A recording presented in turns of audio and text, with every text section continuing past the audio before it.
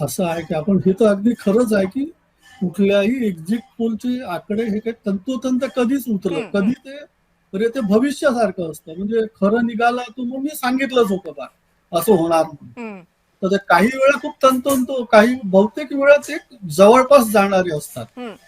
पण एवढं निश्चित आहे की ते कल दाखवतात बरोबर. म्हणजे हा कल वाहते वारे कोणाकडे आहे याचा एक अंदाज आपल्याला येऊ शकतो.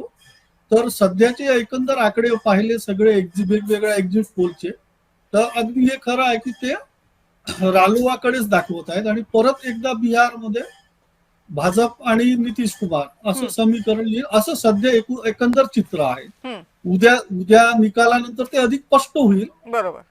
सकाळ पण सध्या तरी फार बदल होतील आणि एकदम असं आपण ज्याला वाताहत म्हणतो किंवा खूप भयंकर बदल असं वगैरे सध्या तरी दिसत नाही.